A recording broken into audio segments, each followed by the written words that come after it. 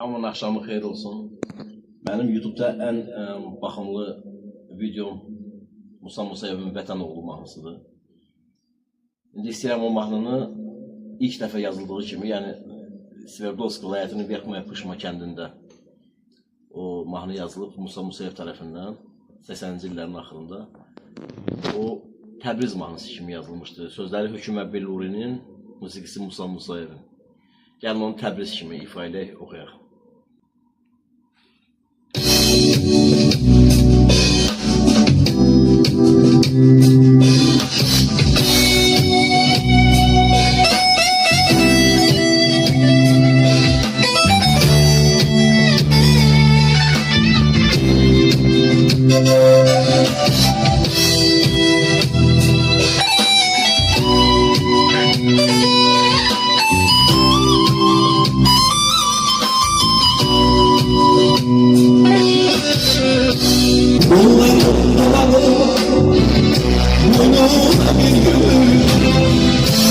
Yine baş boyana izine geldi. Hasretten hicabla cana boyunca bakana gözüne geldi. Hasretten hicabla cana boyunca bakana gözüne geldi. Bulanık sular tansın olsun. Eze güllerimden bir söz bulunsun. O gül camalına bir de olsun. Bir bana olmasın yüzüne. Bulanık sular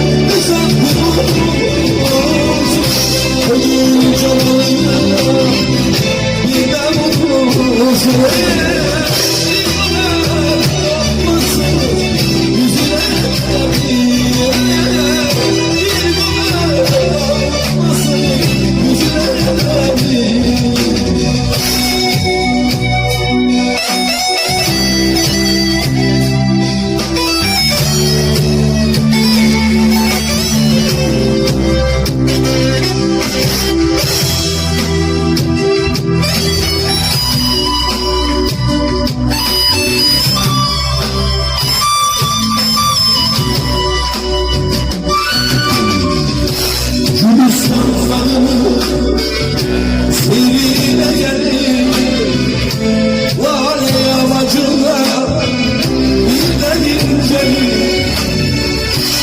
Öten günlerime yetişmeselim, düşün hiç olmazsa yüzüne gelip. Öten günlerime hiç olmazsa yüzüne tabii. Bulanık sular tansın olsun. Eze güllerimden bir söz bulunsun. O gül camalına birden olsun. Bir kadar olmasın yüzüne tabii. Bulanık sular tansın olsun. Eze güllerimden bir söz bulunsun.